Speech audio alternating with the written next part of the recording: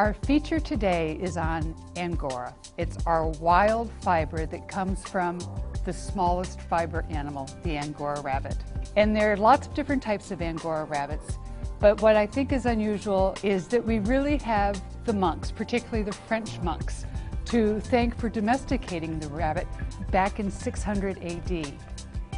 And from that start, the rabbit has gone from being raised in monasteries to eventually playing a very big role, believe it or not, in World War II as clothing for bomber pilots because it's so warm. And now the Angora trade is being dominated by China. And the reason, in part for that, is that rabbits are small. They don't need as much housing as you would need for sheep or goats.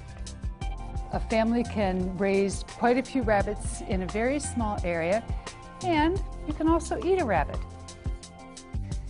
In China, it is typical for a family to raise up to 500 rabbits, which seems like an incredible number.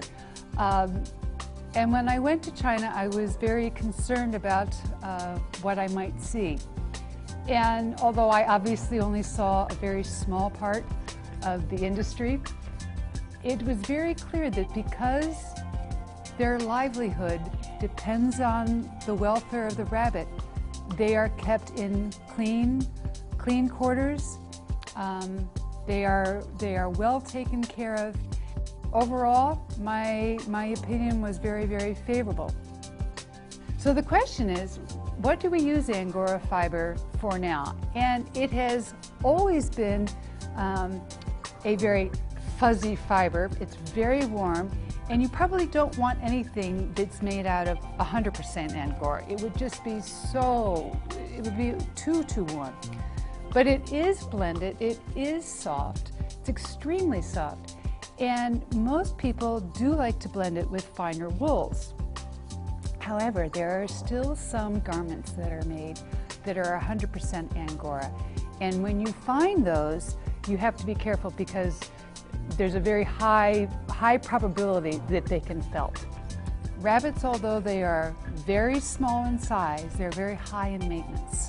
They have to be clipped every 72 days. If they don't, the fiber will actually mat on the animal.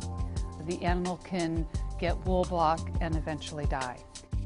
So bunnies come in all forms, whether it's millions of them being housed in the mountains in China, even Harvey the big rabbit on the silver screen, the courtyards in French monasteries, or the centerfold of Playboy. We certainly have a long-standing affection for the rabbit. For those of us who love wild fibers, the Angora rabbit isn't particularly wild, but it certainly has an important place in the world of natural fiber history.